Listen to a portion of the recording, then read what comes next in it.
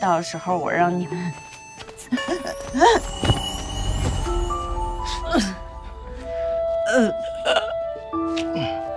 他这喝了多少？哎，你来了，找他还是找我？阿玉，我看见一匹野马。野马，快搭把手。我是来找酒，也是来找他。不过看他现在喝成这个样子呀，怕是什么都不认得了。这厮你可认得？哼，整个蜀地论厮，我认第二。你倒谦虚，有没人敢认第一。我说早了。既认第一，那你就好好看看，这是什么？你可认得？认得。手，傻子。依我看呀，你这认厮的本事就是不精，吹牛的本领嘛，倒是首屈一指。你就是不认识吧？啊！你胡说八道！整个蜀地论厮，我认第。哎呀妈！慢点，慢点。哎呀，不过是赵家没给回复，就这么急着嫁给赵二郎吗？你懂什么？哎，你是警官。哎，不管我是什么官，我都不会娶她。我的意思是，你可以帮他做窦芳菲的推荐人。咱们蜀地向来以红丝为贵，季伯父的蜀红丝更是声名斐然。季娘子染了这么多丝，怎么偏偏不染红啊？我想染什么就染什么。杨郎君是不是管得太宽了？那边就是大门了，请。哟，今日来府上做客的人还真不少啊。怎么是他呀？我也不知。啊，英英，还不过来跟赵家伯母问好？哎，伯母好。虽说季家不是什么高门大户，也没有自家女儿天天往外跑的道理。整日在外抛头露面不算，还把外男往家里带，传扬出去，损了小娘子的清誉事小，你季家的名声还要不要了？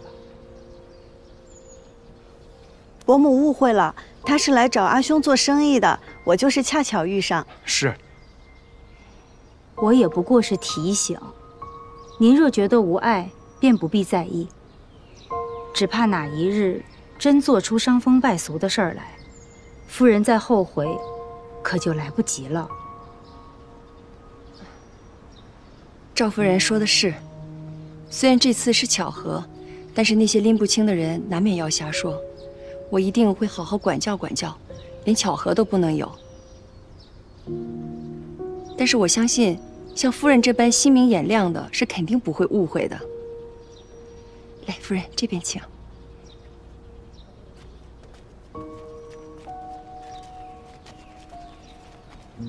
原来季娘子也会有温顺乖巧的时候啊。也让你进门了，英英也算履行承诺了。要不你还是去别家寻杯热茶喝吧。季夫人，晚辈告退。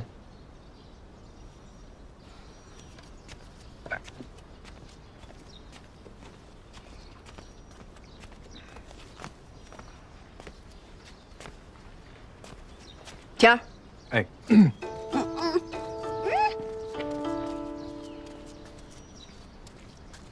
站住！阿娘，我错了。阿娘，你别过来！阿娘，你给我过来！季英英，季英英，你别动手！季英英，你别碰！哎，你快过来！那个外男谁啊？阿娘，那是杨三郎君，他是来跟咱们家做生意的。做生意的，真的吗？你们是不是以为我不管事儿了就能骗我呀？就刚才他那身衣裳，一看就不是寻常人家，轮得到跟咱们家做生意吗？他是来打探蜀红丝的。蜀红丝？又是蜀红丝。都这么多年过去了，这些人还不消停。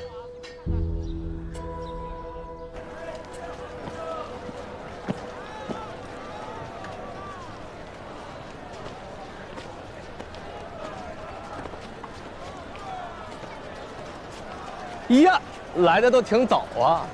哎，桑长史真的答应张贴告示禁止抢占地盘了吗？哼，那还不是爷的功劳？都什么时辰了，要贴早该贴了。你阿爷不会跟你一样靠不住吧？我阿爷，那是堂堂长史，堂堂国丈，还靠不住？这什么意思啊？你说爷靠不住？告诉你，跟名誉会长说话客气点。哎，那我也告诉你，这事儿你要办成了，以后我见你一次，我就给你行一个大礼。哎，阿爷，哎，张使，快把告示贴出来给他们看看。他们你在这添什么乱啊？你给我回去！桑长史，如今浣花西边纷乱不止，您可有决断？这个事现在不归我管了。啊？不归您管了。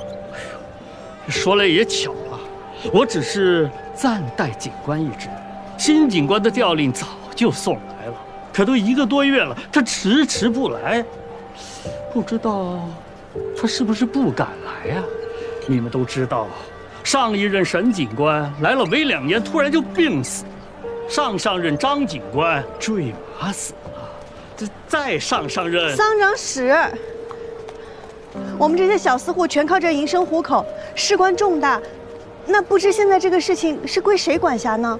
对呀，阿爷，你说重点，说重点，闭嘴！昨天呢，是新警官上任限期的最后一天，都以为他不来了，可谁想到，快散班的时候，新警官带着告申来上任了，我自然就退任。从此以后，长史是长史，警官是警官，这事务啊，你们得找他。早不上任，晚不上任，偏偏昨个上任。对呀，也不知这新警官为人如何。你们见了就知道。啊，什么新警官？谁？我看看谁啊！我看看谁！给我弄走！开门！出来！来，我看看。哎，闭嘴！哎呀，弄走！放心，我有办法啊！哎，行了，桑长史，您态度骤变，怕不只是因为新警官吧？这是军中的戒律，咱们这是得罪何人了？井夜水深，季娘子量力而行。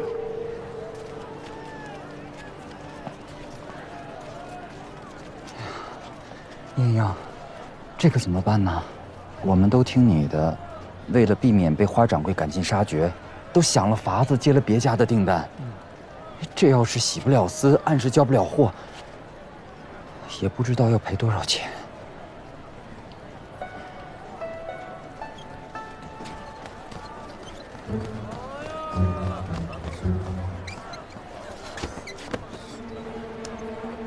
民女季莺莺求见新任警官，事关警业生死，还望容禀。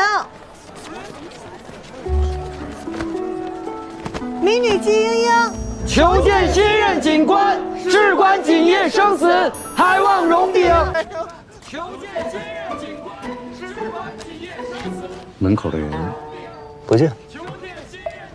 我认为从今日起啊，本警官谁也不见，在最重要的时候出场，才最有力度。换一批吧。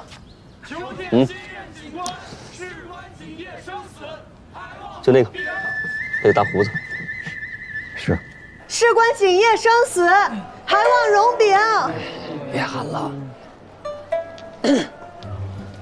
咱们都喊多长时间了，还不给开？摆明了就是不想见我们嘛。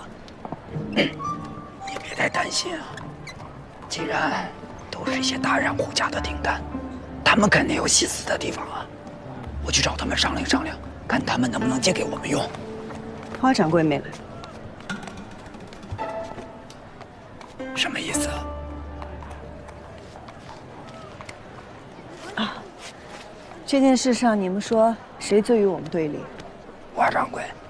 可是今日他一个仆从都没有来探听，说明什么？说明什么？说什么？说明他已经知道今日结果，甚至大概已经堵死了我们所有的后路。贵有这么厉害？他能在浣花溪称霸10数年，靠的绝不只是泼辣蛮横。我从未小瞧过他。爷爷，不好了，不好了，你家出事了！各位也都看到了，我这个人呢，胆小，怕死，偏偏警官这个位置还拢死人。我想大家在位多年，定是知道前几任警官都做了些什么，还劳烦诸位把它都写下来，事无巨细，我也好引以为戒。杨警官，那这么多怎么写得完啊？要不上去写？不，小弟不写，我不能写，我写。给我一张！我们家就这一台制机了，不能搬呀，不能搬呀！住手！欠债还钱，天经地义，这个道理你不会不知道吧，季家小娘子？票据上写的清清楚楚，10年之内偿还结清。如今时限未到，花掌柜就上门私掠财物，是何道理？10年之内结清，那是你与上一任债主的约定，不是与我。债务承接转让，既说不变，现约亦不得更改。就是现约，哪个律法规定不能更改？你出去问一问，哪一个你上任的债主愿意出来替你作证？我在这等着。花掌柜既然这么说，怕是那些人早就被你说服了。就是。好，我们不提现约，说债务。我们未说不还，也并非没有还的能力。如今你直接闯进我家搬东西抵债，怕是不合规矩吧？那我们就来谈谈规矩。这是以往对西边抢地盘事件申诉的文书，这几本是几家大的染户每年上交来的账册，产量颇多，出司的种类繁多。繁多有问题吗？昔日锦王季归南京城所制，多年来染成了曙红丝一色，后辈更是追之莫及。蜀锦业任何技艺的专精都非一日之功，而现在几家大的染户，譬如花家，家中招牌丝线10余种。虽然说比不上蜀红，但也是不合常理了。这百家争鸣，怎么就争到他一家去了？还有，这花家长久以来是靠欺压吞并小户来扩张的。当年季家因为季归南获罪，欠债无数，而现在那张欠条便在花掌柜手中。由此可以推断，季家便是花掌柜想要吞并的下一户。这大概也就是季娘子着急反击的原因。如果能在这件事情上帮他一把的话，或许能跟季家更近一步。我认为你们并无还债之能力，你们这些染坊平素里就靠我手上漏的单子过活。现在我懒得发这个善心了。你们接一些拼拼凑凑的单子，也没有地方洗丝，挣不上钱不说，到了10日交不上货，还得双倍赔偿。与其等你们赔光了给别人，还不上我，不如我今日上门来收账。实不相瞒，我今天就是让你们季家用资产抵债，资产不够，未来你还要做我的仆人，做工抵债才是。即便是资产抵债，那也是要先行告知，满期不还才执行。那好，那我就看看季小娘子这1个月内还不还得上钱。还上之前，我是不是可以按照原契约收取利息？你有钱还吗？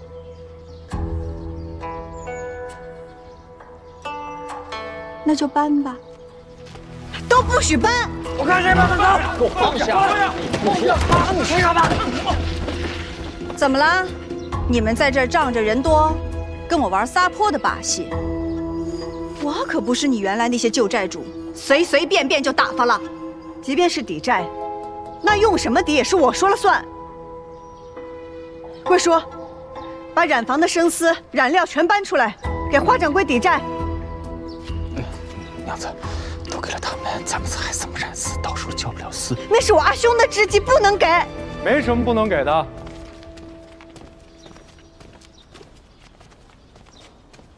给他们吧。阿兄，我相信来日，我们定。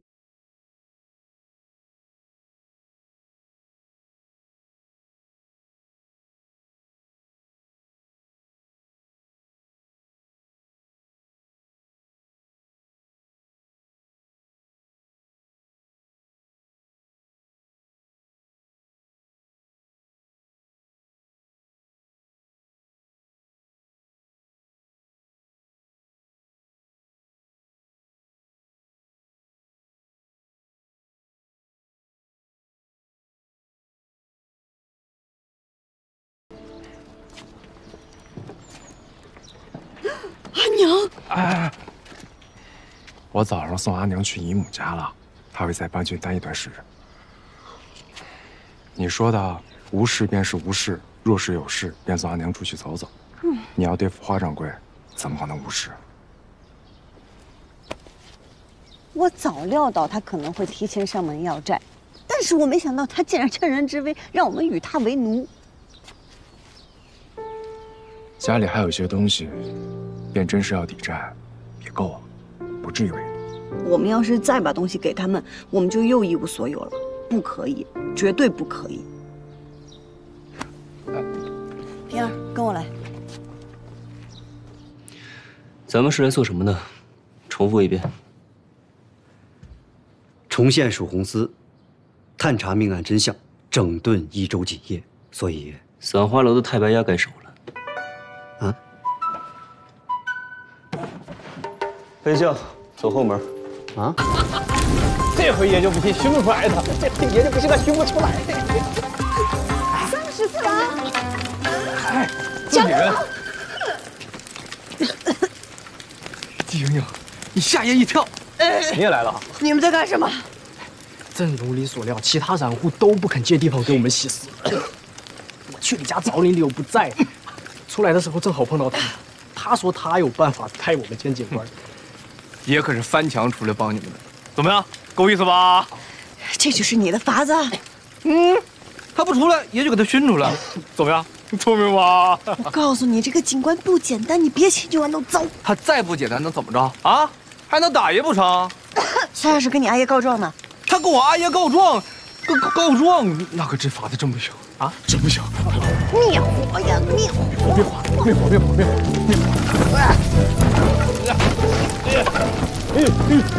那边，什么人竟敢在警官府外放？我们没有放火，我们是救火。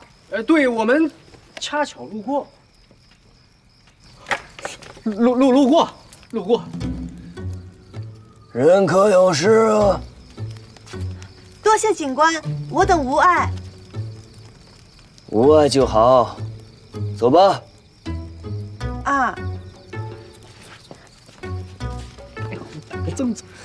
爷就说这办法有用吗？哎呀，这么说，你们是冲着我来的？不，他的意思是，您万幸出巡，未被火势波及。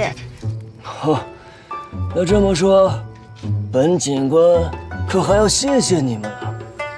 不，这是我们应该做的。呀，这儿有火没扑灭。哎，怎么回事？花眼了吗？怎么看见莹莹突然被轿子吞进去了？梁三郎，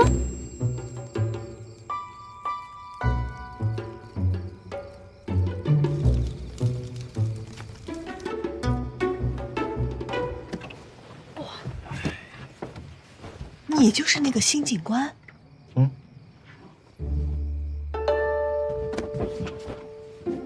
今年生丝造价几何？染制靛青色需要几种染料？一匹团花锦。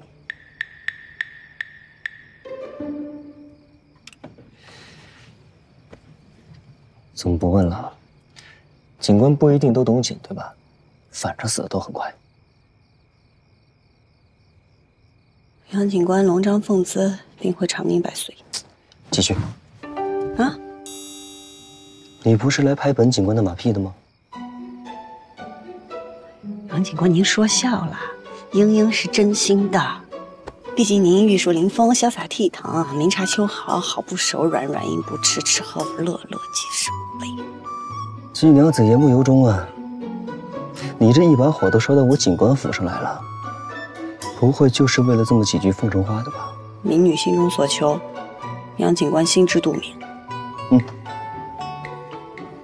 与我有什么好处？您是警官，但不露面，那说明定有自己的私了。可是英英的嘴向来不严，万一说漏了嘴，还请您见谅。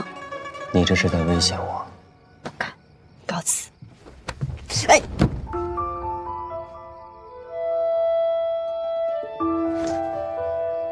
杨警官是想让我现在便喊出来？你喊吧。我若遇到什么不顺心意的事，那浣花溪的事我可就管不了了。你。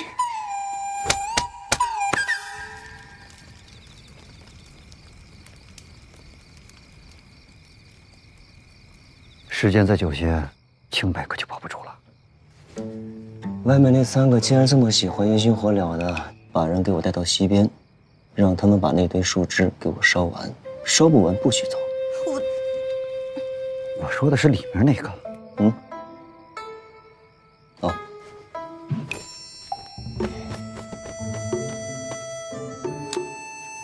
今日没喝成汤，本官要亲手做汤。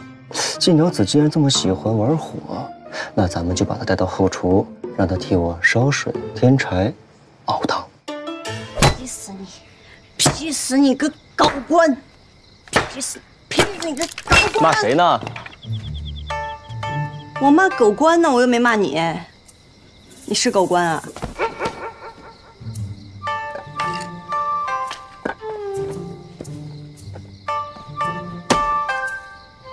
你看看你自己，好好的一个警官府，被你搞得是一片狼藉。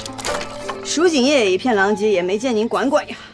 有钱赚的地方，就会有贪婪之人。这贪婪之人多了，自然就会一片狼藉。这不是一时一日便能整顿得好的。你只知道急着添柴，当然会把自己弄得一身狼狈啊。杨警官可听过“未经他人苦，莫劝他人善”。你若想走出困境，是该添柴猛火啊，还是该钻研真东西？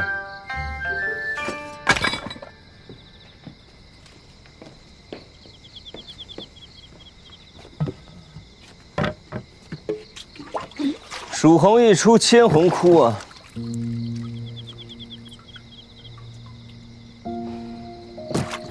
蜀红锦早随家父一同入土了。皇后有一件蜀红贡锦做的衣衫，无意间被损毁了。若是蜀红再现，重做衣衫，无论什么样的冤屈，或许都能够昭雪啊。民女听不懂杨警官在说什么。若是想问蜀红，季家早已染不出蜀红丝了。蜀红丝可以不在，但公道不能不在。这话好耳熟啊！您可知上一位警官是如何与民女说的？他说什么？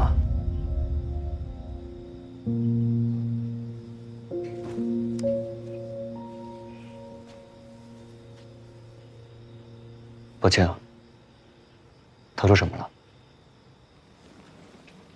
他说：“民女只管过民女的太平日子，公道自有当官的去管。”那你也要有心啊！光靠他一个人，他能做什么？那便要杨警官前仆后继了。不如杨警官替我想想如何解决民女眼下的危机吧。在季娘子眼中，当真便只有眼。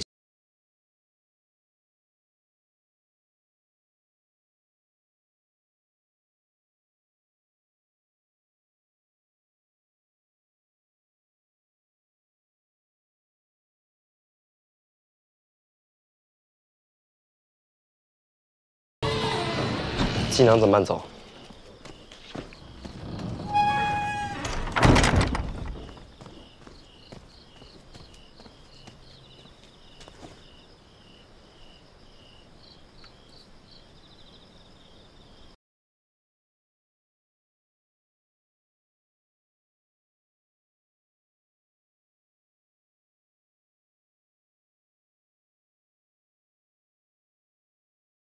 你的名字出现在色谱墙上了，以后我也要染出新色，也要当锦王，这样我的名字就可以出现在阿姨旁边了。好，这就给你留着啊，都当锦王。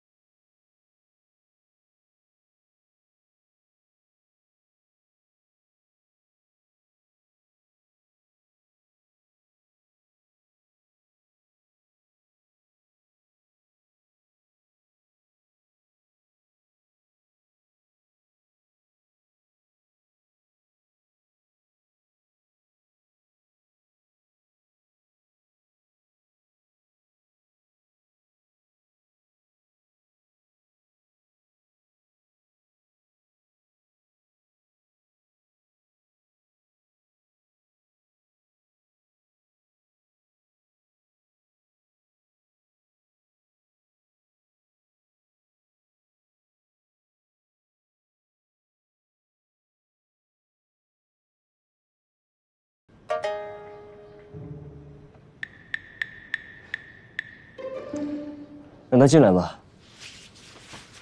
在下权衡利弊，擅自做主，已将他带了进来。带进来了，人呢？在门口候着。你怎么不早说？快过来帮我穿衣服。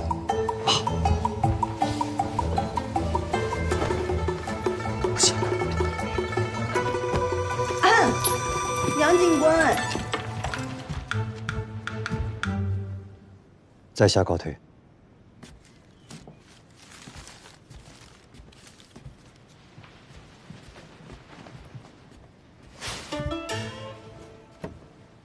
民女见过杨警官。你又来干什么？民女来给杨警官赔罪。你犯了什么罪啊？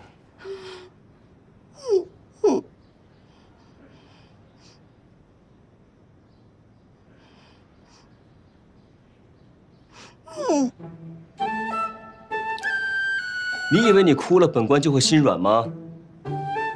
本官不吃这套。浣花溪是三道堰的换丝之地，之前各家换丝都各安其分，互不打扰。如今却被大户强占，连夜间也不让我们换丝，民女实在是走投无路，请杨警官做主。桑长史都管不了的事儿，我区区一个警官，我管得了吗？杨警官年少有为，自是果敢无畏。哦。你的意思是说，桑长史年纪老迈，欺软怕硬？这是您自己说的。英英眼中只有您的英勇，瞧不见别人。这句话真是好听。一会儿不见季娘子，这说话大有长进啊。不过，这天气怎么这么热呀？要是有人能给我打个扇就好了。我来。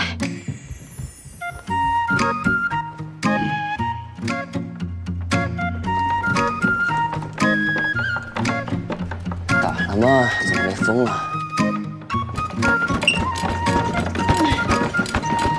头有点凉，脚又凉了，怎么不打了？杨静兰。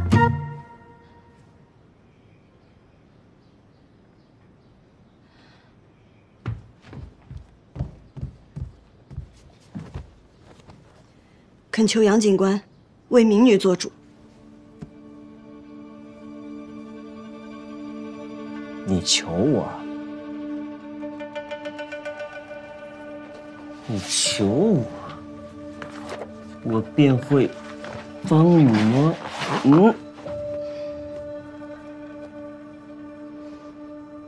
当日西边，您虽戏弄我，但也降住了金马，在我家门口。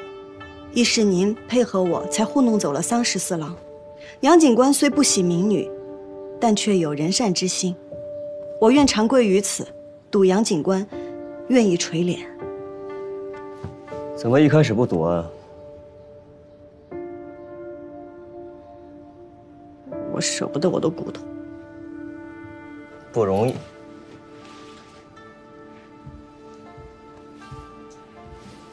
总算是说了句实话。不过，你看错人了，本官没有心，只有唯利是图。您可知上一位警官是如何与民女说的？他说了什么？是，所以除了诚意，我还有交易。上任沈警官告诉民女，若下一任警官是个好官，那便把他留下的那句话告知对方。季娘子，什么东西都可以拿来做买卖吗？本来想谈交情，您不是不肯吗？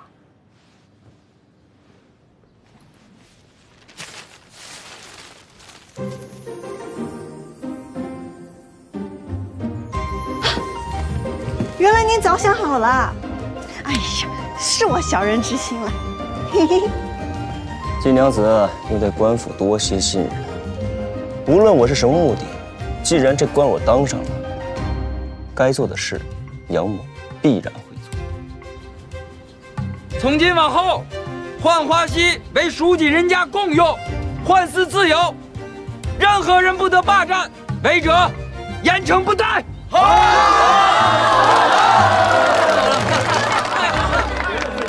杨警官为民做主，益州百姓定会记住您的好。只是您有所不知，这益州警户盘龙卧虎，哪一家不是树大根深？您初来乍到，怕是少不了遇上刺头出来阻碍法令推行。民女担心您的威严有损。哎呦，你怎么提之前不说啊？民女也是刚刚才想到的。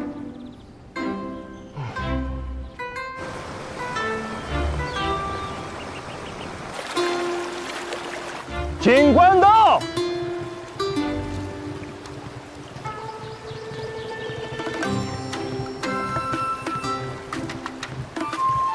原来他就是警官吗？那不中意。鄙人杨俊兰，是这益州城新到任的警官。怎么？不信？哎呀！没想到杨三郎便是新晋的警官。花郎君，这是在春游吗？杨警官说笑了。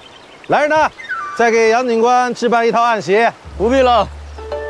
本官分明记得，我下的告示是说，这浣花溪畔除了喜司的染户之外，其余人等不得停留。怎么？是本官记错了，还是你花郎君的脸面格外大，不把本官的话放在心上？杨警官，瞧您说的，就算给我100个胆子，我也不敢跟官府作对。来，您看着，哎呀，我不是正在洗丝吗？虽然这丝是少了一点，但不算坏了您的规矩。嗯，洗丝而已。可依我看，你这么大的阵仗，便是在候着本官的吧？杨警官在外多年，想必对益州的风物不甚熟悉。不过，请您放心，我们花家在当地那是出了名的良善，定可以帮您尽快的了解民情。他狂任他狂，我是小绵羊；他刚任他刚，我是木头桩啊。花郎君有所不知，杨某人从小性子急躁，家师为了让我修身养性，便嘱托了这么几句话，说让我忍不住的时候，便要咏诵几遍。杨警官的恩师那是得道高人啊，说的话一定有道理。嗯，我也这么觉得。可是，你可知道这最后一句是什么吗？嗯？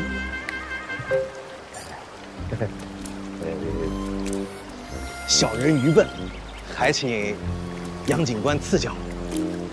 嗯。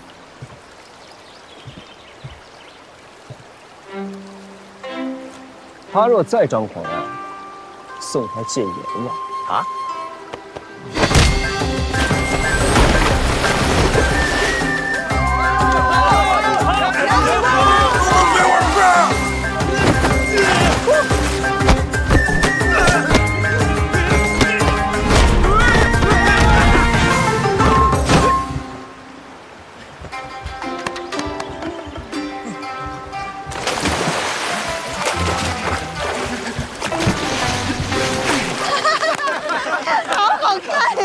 诸位，杨某人第一次做官，不懂这做官的门道，但也知道令行禁止，言出法随。从今往后，我说一，任何人不得说二。若再有人阳奉阴违，且看是他的舌头利，还是本官的拳头硬。都听清楚了吗？我们都听杨警官的。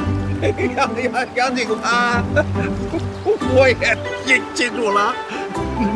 能不能让我先上来冷啊？花郎君既然这么喜欢这里，我就顺了你的意，你就在这水里给我待到晚上，少1个时辰都不行。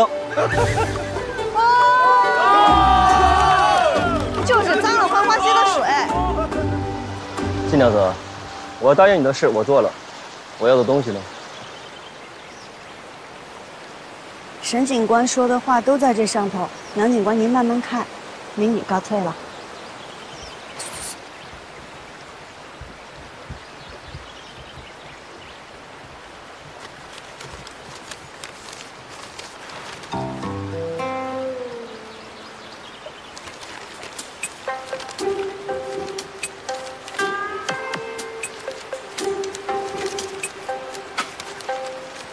为民请命，好好做官。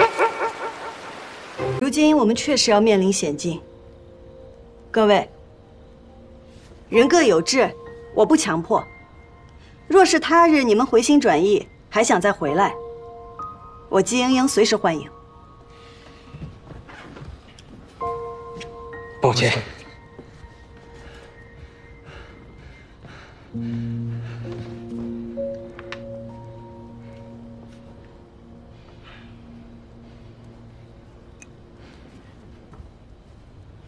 我阿娘说，此事确实惊险，但人无信不立。我这个人嘴笨，也不机灵，只占了一点忠诚，所以既然选择答应了你，就不会变。我身子不好，我就以茶代酒了，我敬你。哎，第一回听你讲话那么提气，金英儿，我看准了你，我相信你能带我做一番事儿，一番大事儿。敬你。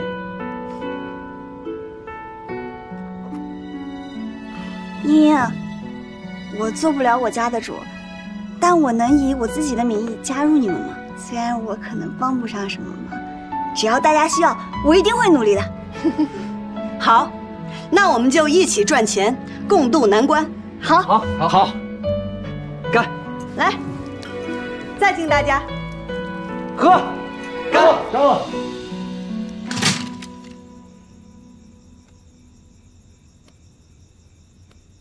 我仔细翻看了所有侍卫写下的信息，发现沈警官似乎对青城山格外关注，时不时的便会独自上山一趟。青城山啊，上面安排的暗卫来了吗？来了，个个都是功夫一流的高手。你让他们啊，先到山上去探查一番，如有异动，再来找我。好。杨警官，杨府派人给您捎个信儿，说这两天你不忙了，让你回府里看看。是谁来送的信啊？是杨敬山，还是杨敬林？看穿衣打扮，好像是个小厮。小厮？是。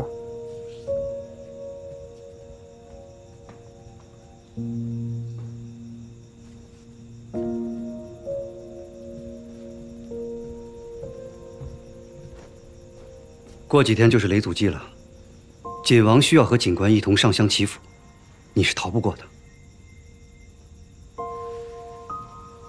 你在下之见，倒不如回去联络一番。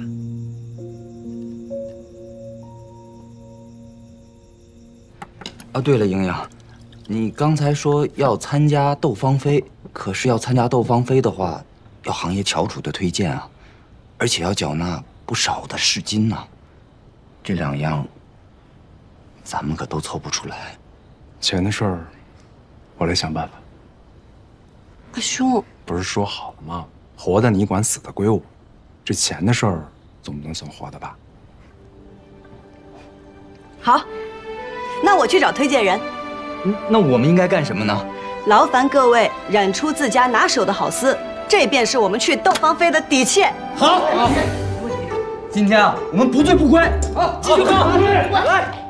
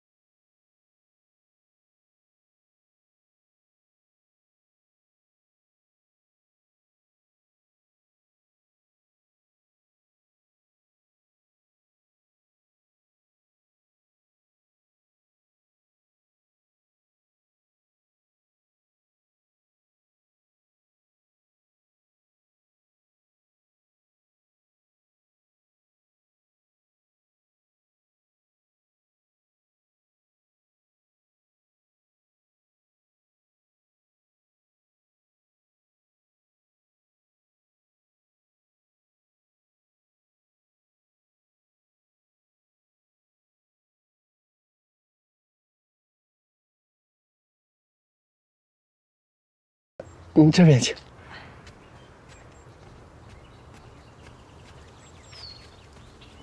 并非是我于家怕得罪人呢，只是做这担保推介人，尚需向官府交纳市金作保。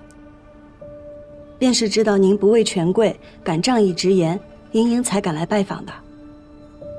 我们虽是小染户，但都是诚信人家，绝不会主动惹是生非。这些丝线俱是我们所染，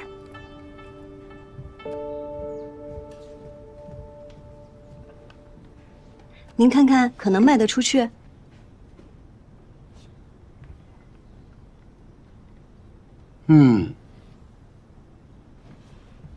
好丝啊。不过好丝，它未必有好价格呀。茵茵明白，织锦的人知道什么是好丝，买锦的人未必知晓。他们要的是说得上名号、撑得起面子的名丝，这便是茵茵要去斗芳菲夺魁的原因所在。酒香也怕巷子深，还望于掌柜助茵茵一臂之力。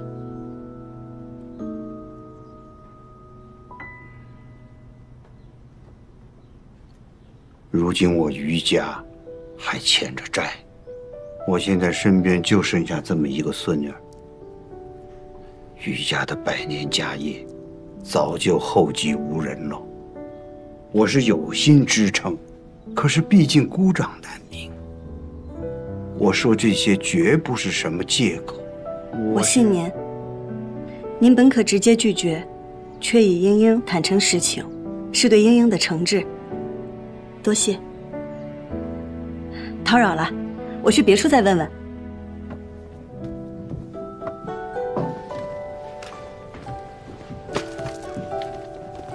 于掌柜，告辞。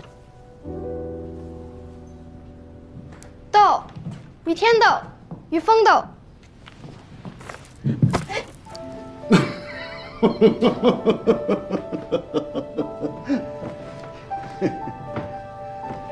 希儿啊，他生性懵懂，不通俗理。不过呢，他能感知人的内心和性情，他瞧出了你心里的斗志，所以他把斗彩球送给你了。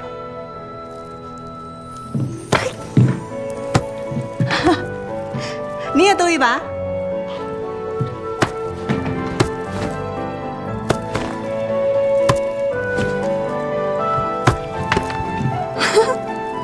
谁说于家无人？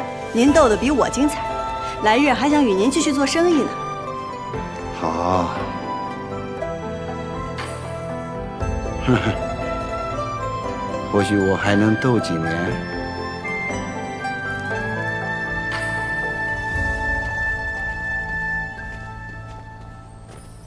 请娘子慢走。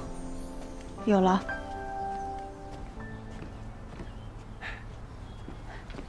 你怎么在这儿？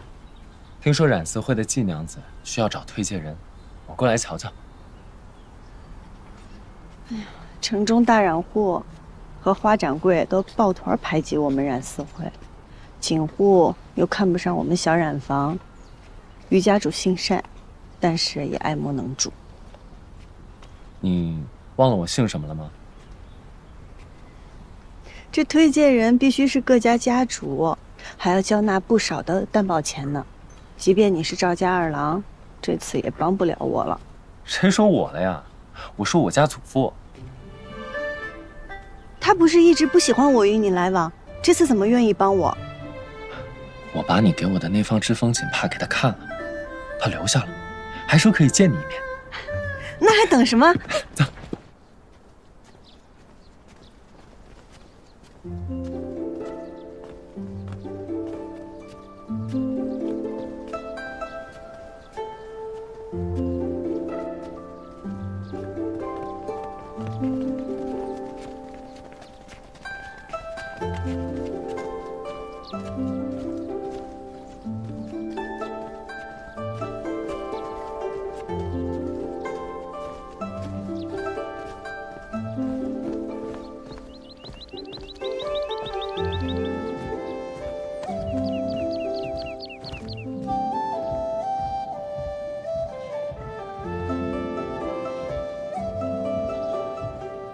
祖父，阿娘，拜见赵老太爷。快请起。伯母，二郎，呆站着干什么？坐到阿娘这边来。不了，阿娘，儿子站在这儿就好。一个未出阁的女子，整日在外抛头露面不说，还要去什么染丝会做男人的生意，真是。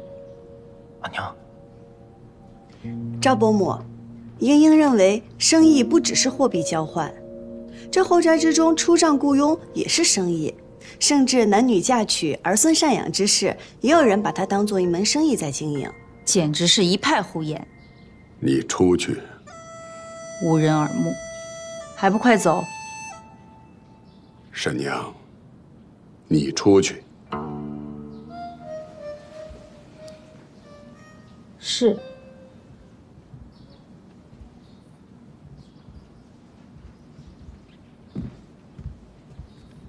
听二郎说，这绣帕是你配的色。锦色易织，但风流难织。而混色和冰织可以让色彩产生明暗深浅的过渡，风便由此而来。混色和并织不难，难的是有一双观色入微的慧眼和精准取色造色的天赋。这一点像你阿爷。绣乃针刺，锦为梭织。这两者相差甚远，要将这图样转换到织机上，可不是件易事。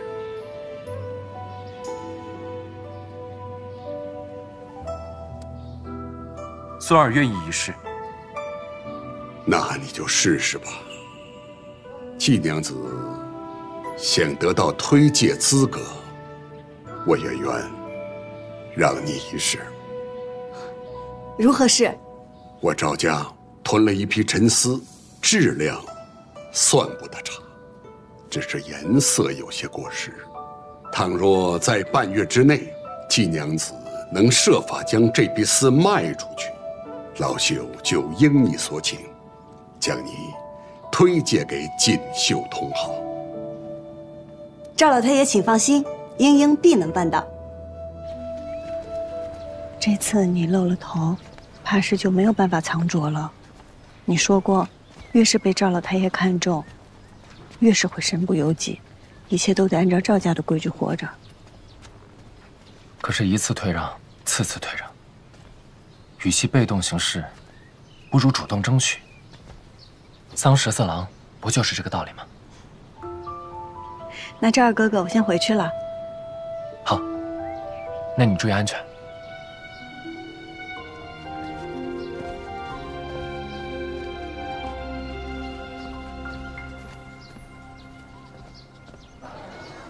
我看那赵家老太爷根本不是真心想帮你，他无非是想利用你，诓骗他的宝贝孙儿回去帮他织锦罢了。什么卖丝啊，他分明就是刁难。到时候卖不出，便是你无能，与他无关。他自是有他的私心，但他话既说了，我若能办到，他也无以反悔。我现在就是差个好主意。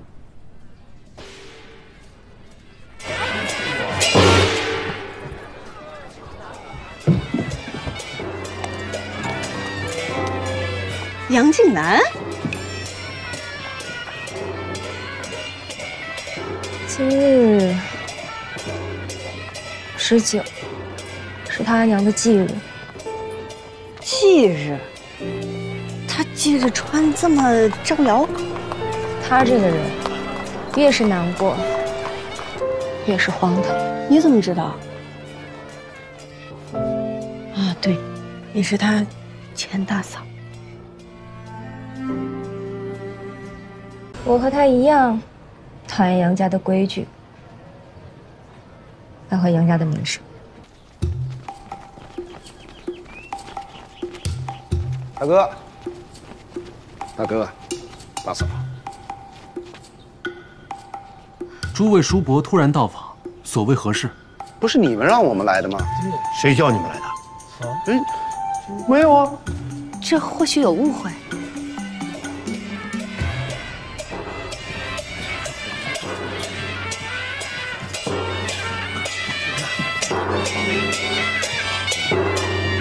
这个爱打没够的东西！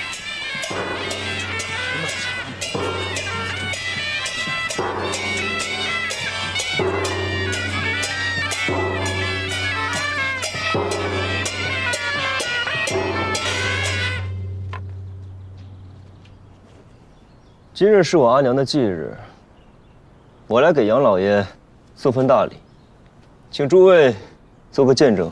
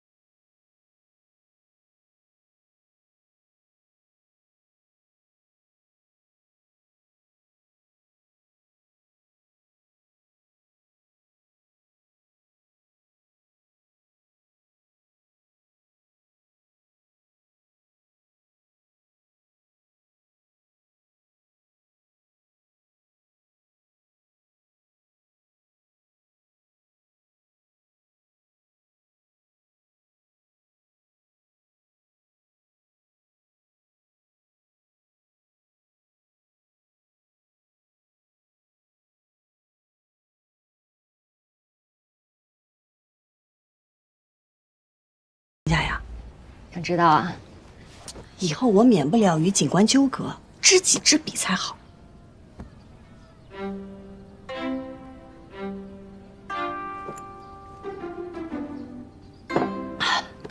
说说呗。那你先说说，我这新酿的酒怎么样？啊？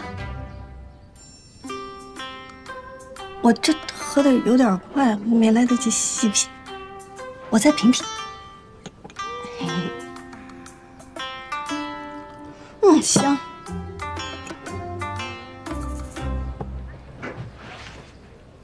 他阿娘是他阿爷最爱的女人。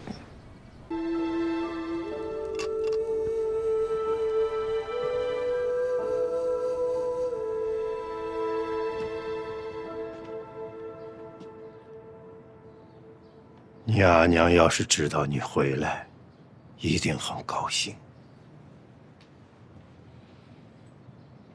他当年如果能见到你，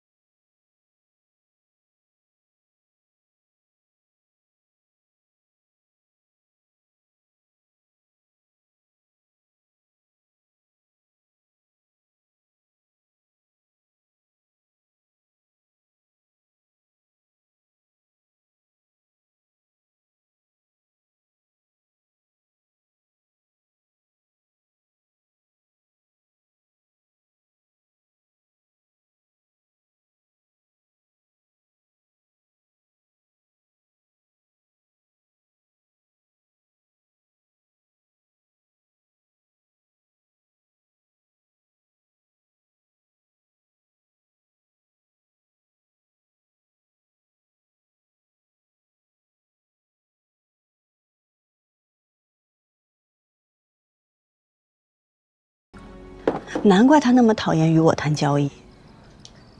他不是讨厌你，是讨厌杨家。谁不讨厌杨家？我凭什么守你杨家的规矩？知锦了不起啊，我还会酿酒呢。人可以不穿锦衣，但绝对不可以不喝酒。让我品酒倒把自己灌醉了。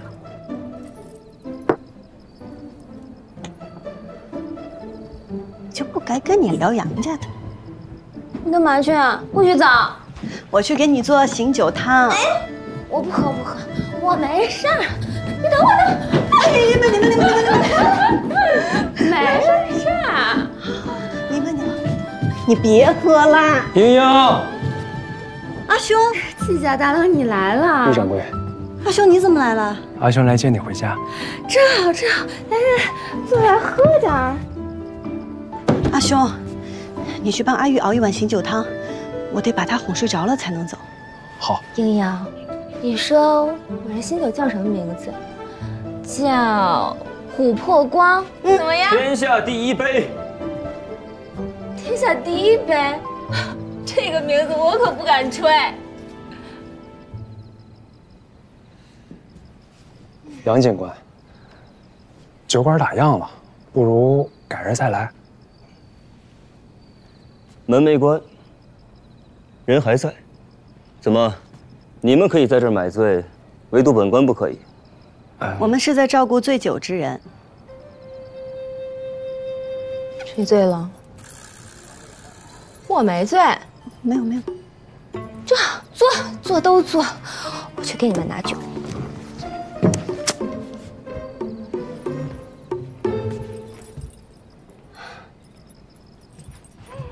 玉掌柜，玉掌柜，季家大郎，你喝多了。你兄长他没喝酒，他就醉了。你们等我啊，我去给你拿酒，等我。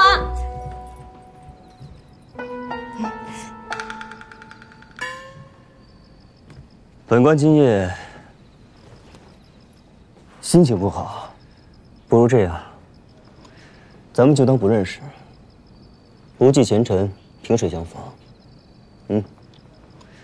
坐下陪我喝上一杯可好？好。那杨警官，顺便莽撞，怎敢与杨警官共饮，还请见谅。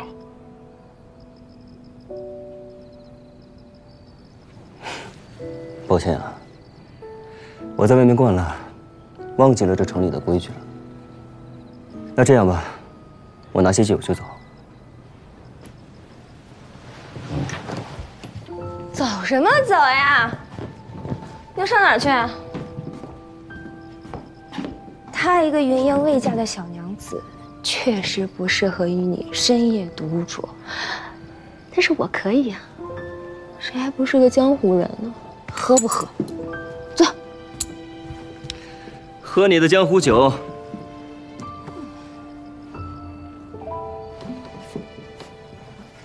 来啊！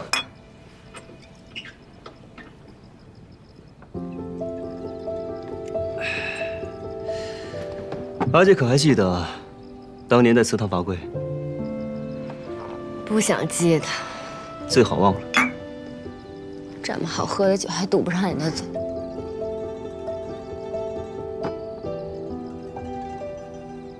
阿兄，我羡慕他们。莹莹，我知道我是女子，我活在宜州城，我要讲道理、守规矩，不是想做什么就能做什么的。慢着点儿。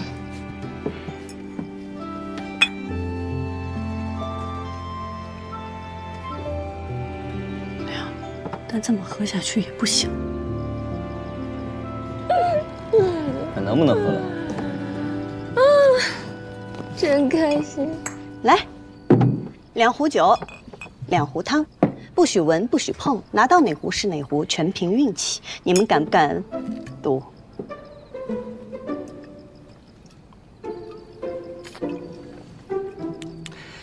姜放多了，盐放少了。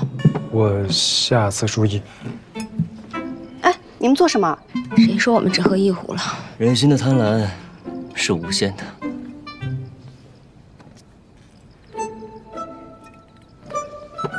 怎么还是刑警堂？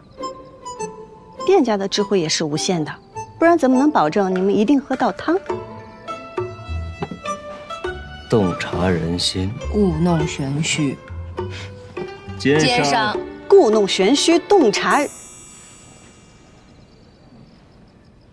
察人心。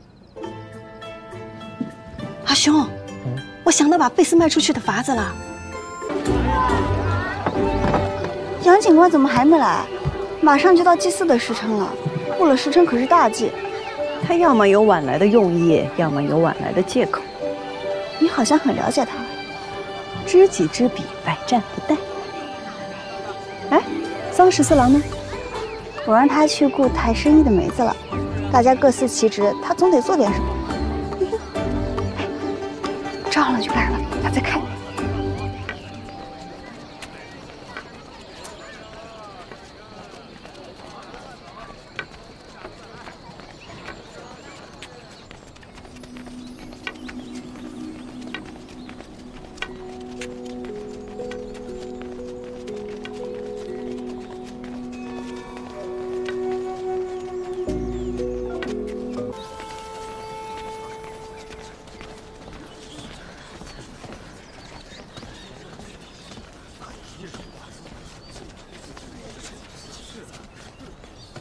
上投降这番大事为何要迟来？若误了时辰，乃是对雷祖的大不敬。你们杨家人就是这么对本警官说话的吗？是我对雷祖娘娘不敬啊，还是你对本官不敬？吉时到，恭送指使者捧盆捧金，警官警王断手尽心。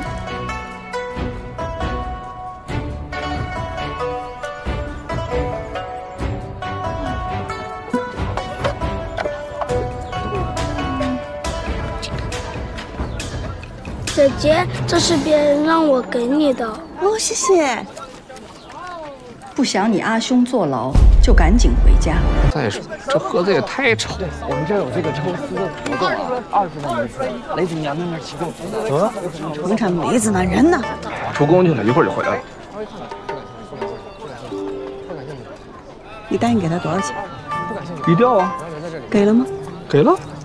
全给了？不全给吗？你全给了，人家还干什么活啊？这人肯定是来不了了。也又被骗了。我再去雇一个。你敢问这位娘子，何为雷祖相符啊？在这雷祖寄卖司，可有不妥呀？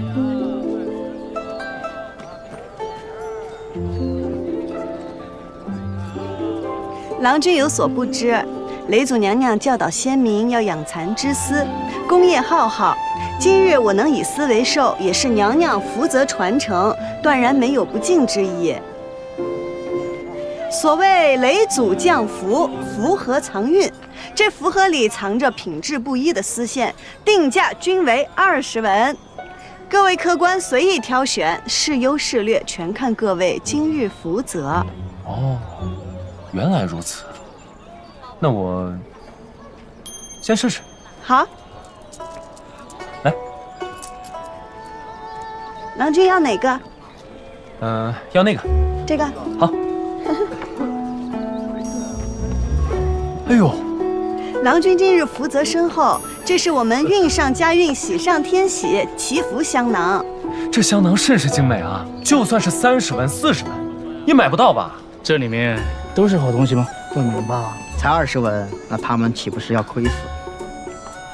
我再试一个。好啊，这个。好。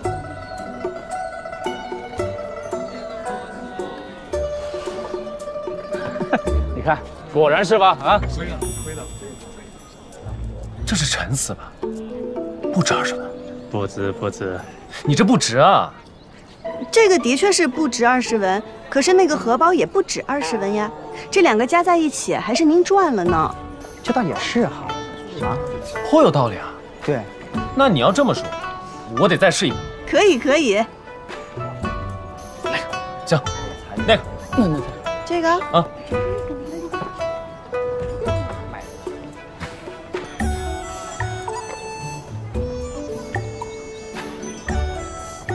哟，这什么来头啊？李子，想不到福盒里还有这等好事。这福盒赌的就是运气，有赚就有赔。只要你买的够多，差价总会拉回来的。还有这个陈丝也不是不能用啊，您要是想转手卖给别人，也赔不了多少钱的。赚了您高兴，赔了您就当花了几文钱，买个乐子呗。小娘子说的有理，来，我也来一个。哎，好，我也来一个。来，别急哦，你不要急，排队，不要急。在这儿。哎，我也来一个。我也来一个，要，都有，哎，快点进点货了。来了。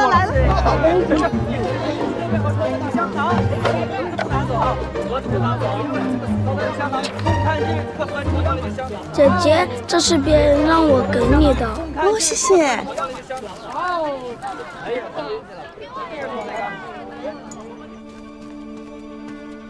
季家娘子，你冲过去也帮不了你的阿兄，省省力气吧。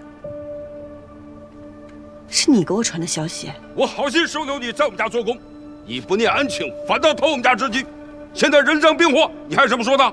这中间定是有什么误会呀？王掌柜，这台织机不是你答应卖给我的吗？我什么时候答应卖给你了？你哪有钱买呀？啊，这明明是你从我家偷的织机，这么多双眼睛看着啊，你还想耍赖？对我阿兄做了什么？你阿兄养人鼻息，忍辱做工，这些季娘子都还不知道吧？我阿兄做工是你的算计，算是锦上添花吧。君子不为盗，贤人不为妾。我季耀庭从未做过偷鸡摸狗之事。契丹呢？对，契丹。当日众人见证，我们可是签了契丹的。什么契丹？你们看见了吗？看见了吗？没看见。我们只看见季耀庭偷窃织机，人赃并获。对。契丹在你这儿是不是？如果没了这份契丹，你的兄长就会被人抓进府衙，打断手脚，以后怕是再也治不了景了。你今日将我阿兄逼进绝路，你就不怕来日我也这般回敬你吗？一个毫无倚仗的罪人之女，也想动我花荣，你也太看得起自己了吧？那花掌柜就等着看我能不能做到。那这契丹你还要不要？把织机给我搬走！不能搬！搬走！搬走！不能搬！这是你答应卖给我的，是我的织机，搬走！不能搬！织机偷我的，不能搬！你的织机，不能搬！说吧，你想让我做什么？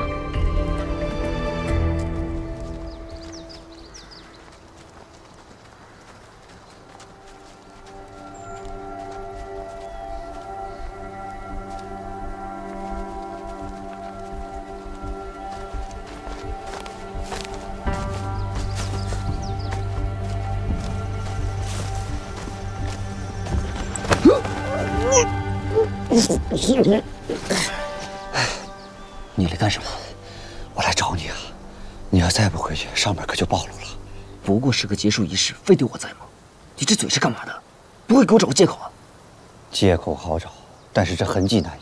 上面仪式你恰好又不在，万一你在这山里恰好又打草惊蛇，本来警官这个职位，便是在风口浪尖上，恰好很容易让人怀疑。恰好，哪来那么多恰好？小心谨慎，有备无患嘛。书呆子，莽夫！来，把钱给爷，爷掂量多少钱？我就说可以啊，爷的手就是秤。哎呀，你回去再数嘛，钱这个东西你数得完吗？爷，你回来了。哎，怎么样？都卖光了？那还用说？你的脑壳加上我们的手脚。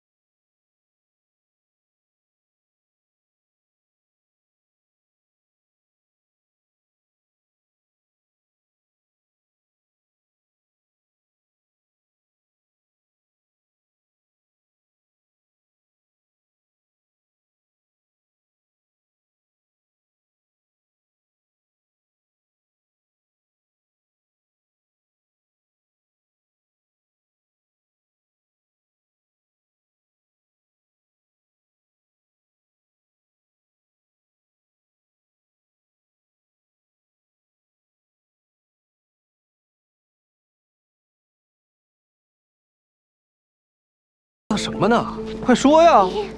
爷爷说嘛。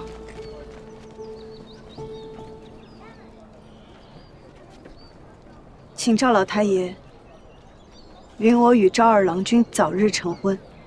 什么？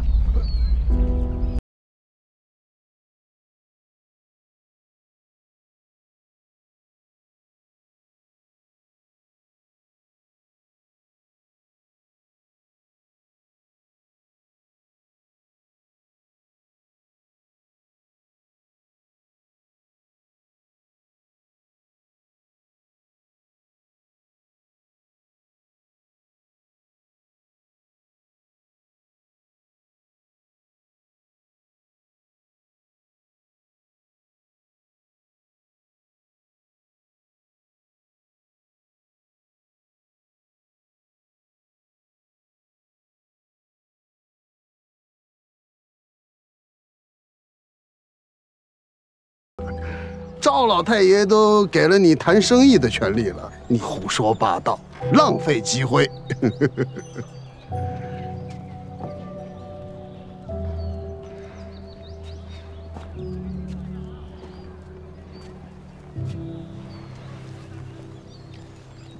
祖父，此事是孙儿的意思。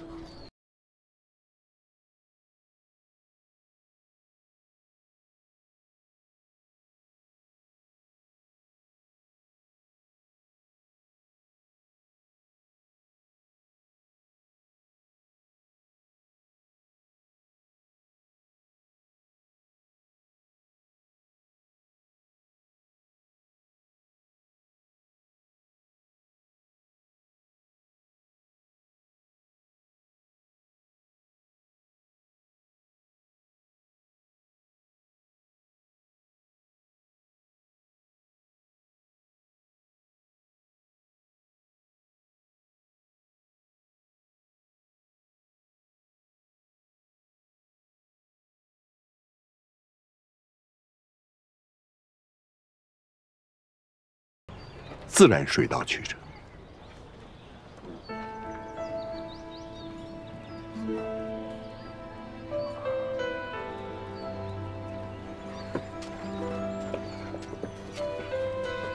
走啊！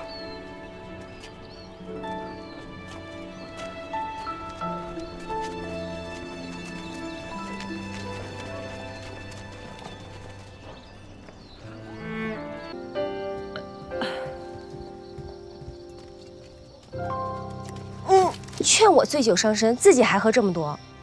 我没事，你给我，我千杯不醉。英英，今日的事我大概听说了，你不是出尔反尔的人，到底发生了什么？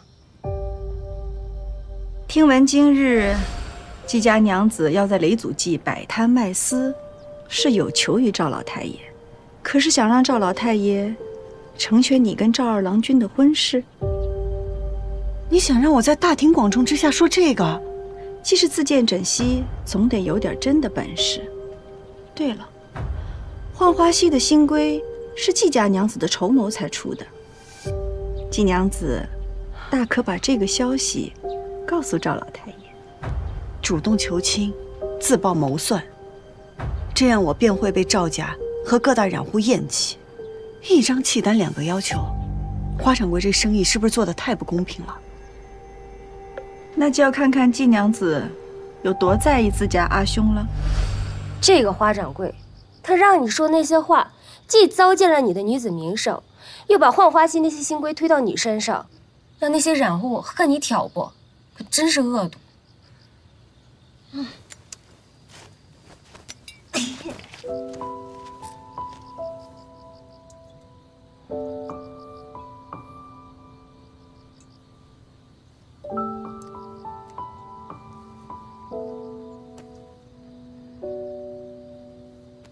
阿玉，我难受。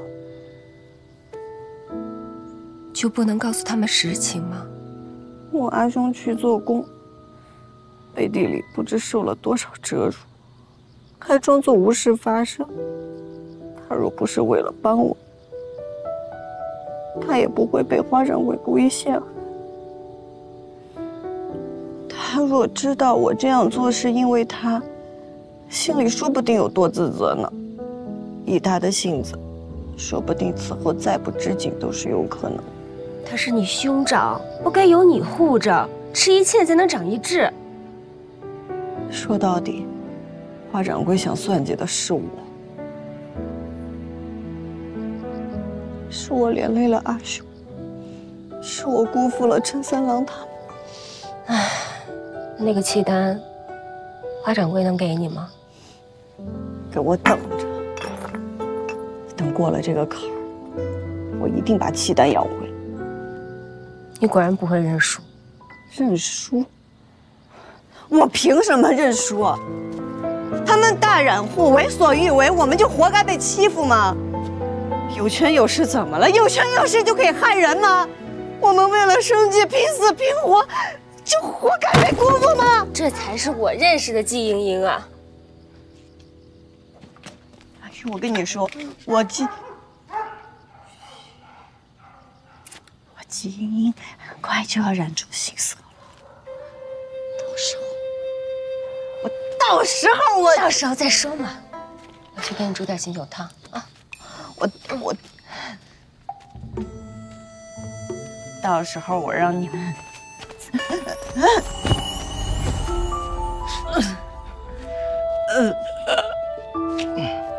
他这喝了多少？哎，你来了，找他还是找我？阿玉，我看见一匹野马。野马，快搭把手。我是来找酒，也是来找他。不过看他现在喝成这个样子啊，怕是什么都不认得了。这厮你可认得？哼。整个蜀地论丝，我认第2。你倒谦虚，就没人敢认第1。我说早了，既认第1，那你就好好看看，这是什么？你可认得？认得。手。傻子。依我看呀，你这认丝的本事就是不精，吹牛的本领嘛倒是首屈一指，你就是不认识吧？啊！你胡说八道！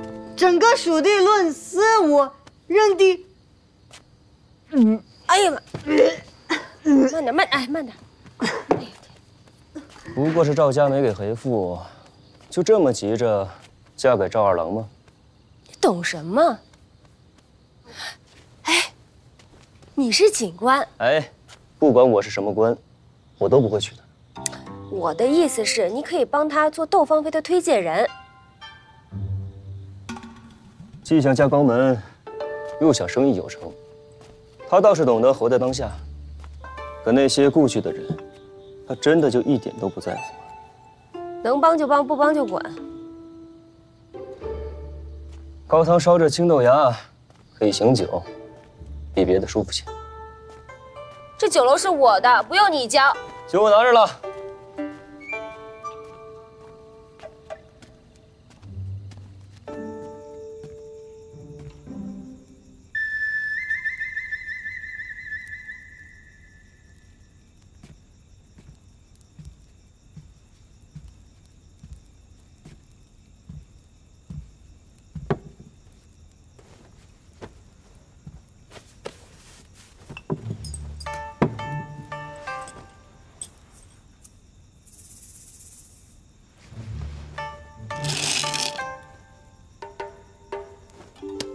回来了，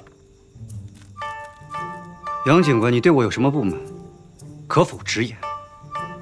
那日我挑人随我来益州，我在院中饮酒抚琴，投壶舞剑，人人皆来应和，唯独你在房中灵体不出，这是为何？我不喜宴饮，更不擅长讨人欢喜。这就是了。我来这是为了做事，不是为了玩乐。我不需要与我志气相投、讨我欢喜之人，我需要的是一双与我不一样的眼睛来看这益州城。这，就是我选你的理由。好。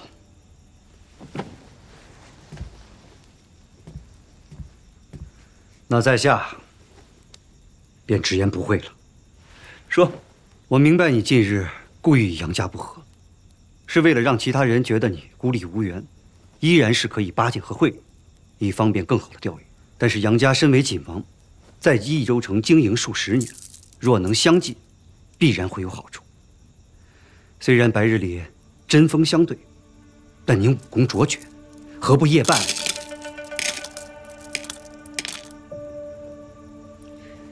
我确实需要有人直言不讳，但我没说过。他直言了，我就不打他。那您今日可在山中查出些什么？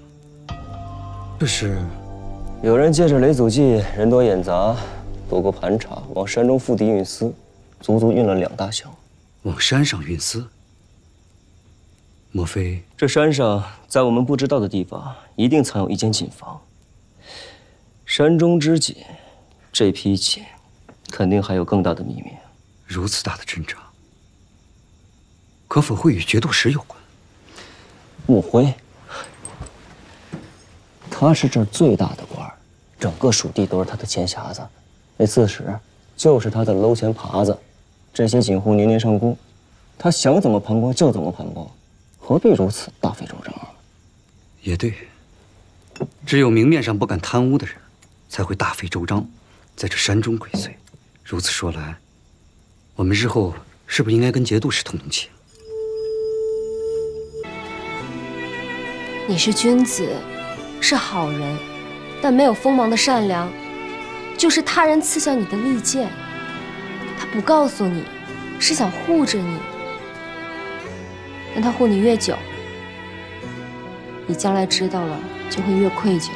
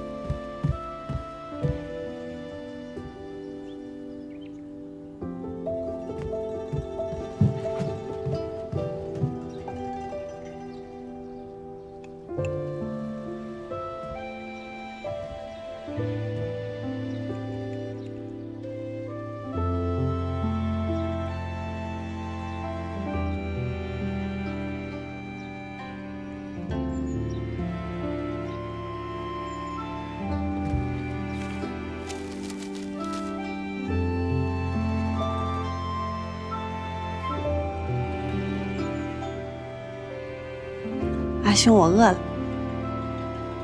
给你留了粥，我给你去取。郎君，娘子，夫人回来了，是赵二夫人请回来的。啊！走。这是今年的新茶，虽然不贵，但胜在新鲜。夫人品尝一下。还是直接说正事儿吧。我请季夫人回来，是想谈一谈二郎与季娘子的婚事。哎呀，夫人，咱们俩想到一块儿去了。这2个孩子的婚事还是英英阿爷在世就定下的，他那个时候就格外喜欢二郎这孩子。这婚事便作罢吧。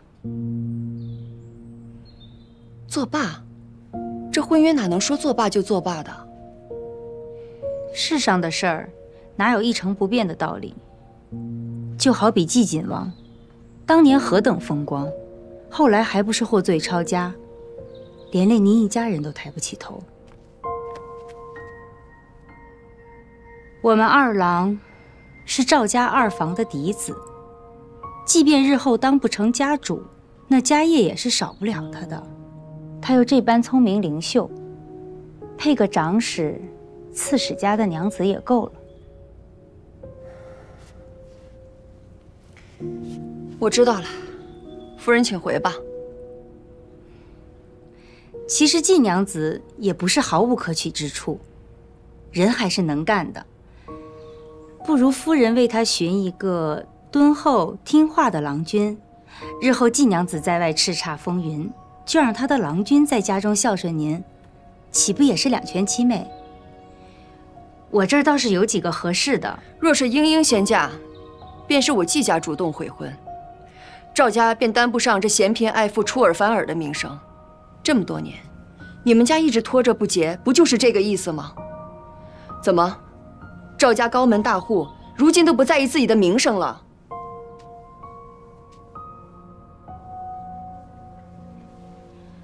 说起名声，夫人还是担心下自家吧。季娘子多大本事呀？3道堰数得着的染坊得罪了个遍，连染料铺子如今都不敢卖货于她。这小娘子啊，可不比儿郎，该管束的时候，还是严一些的好。不然知道的是他们不受教诲，那不知道的，还以为当娘的小门小户出身，不懂教养子女呢。我阿娘并非高门大户出身不假，但她再怎么不懂教养子女，也知道与人为善，轻易不会跑去别人家里撒野放破。放肆！见过伯母。伯母今日可是奉了赵老太爷的意思前来退婚的。既如此，阿娘，明日你便与王媒婆说，赵老太爷瞧不上咱们季家，想要退婚，让王媒婆帮我另寻他配吧。你莫要胡言乱语，老太爷从未说过这种话。哦，那便是伯母私自做主。恭喜伯母飞上枝头，都能做赵老太爷的主了。季英英，你少拿老太爷来压我。季娘子既在大庭广众之下提了这门亲事，那我赵家无论如何也是要给出个姿态的。你去瞧瞧，看看他到底想如何，还有能力如何。赵老太爷大抵是如此说的。猜错了。哎呦，妄自揣测长辈是英英的不是，不如我同伯母一起回去向赵老太爷赔罪。你在雷祖记上那番丢人行径，你以为老太爷还能容得下你？季英英，无论老太爷是何态度，你都休想嫁入我赵家的门。左右我已丢了人，若伯母再跑来我家对我阿娘不敬，我不介意拖着伯母一起。我们季家小门小户丢些人无所谓，但是赵家嘛，若是夫人丢了人，那赵老太爷怕是要清理门户的。你敢？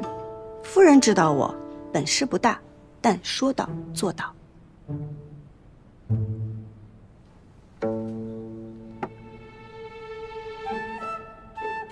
这边，郭奎，送一下。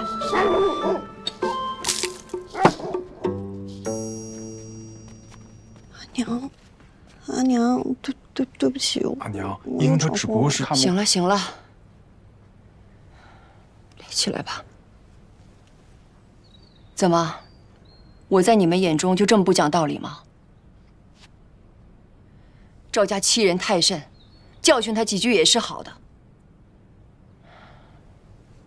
只是你这婚事，赵二夫人做不得赵家的主，只要我有用，赵老太爷终会点头。赵二郎君的确是良人，但是像赵家这般唯利是图的人家，即便你以后嫁过去了，赵家是赵家，赵二郎君是赵二郎君，我嫁的是赵二郎君，又不是赵家。你这孩子怎么想的那么简单呢？本来就是嘛。不气了，不气了。你是谁家的儿郎？前面那么热闹，你怎么一个人在这儿？我叫季英英，是季归南的女儿，所有阿耶来给赵老太爷祝寿的。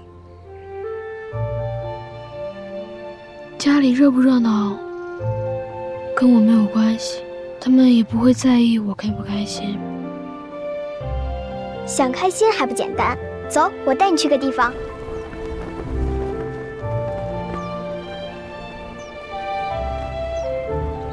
你笑起来挺好看的，应该多笑笑。每个人看风景的方法不同，我阿爷在染房里看，看的是五光十色；我阿兄在书中看，看的是千秋万古。你可以用风筝看，你想看多远，它就能飞多远。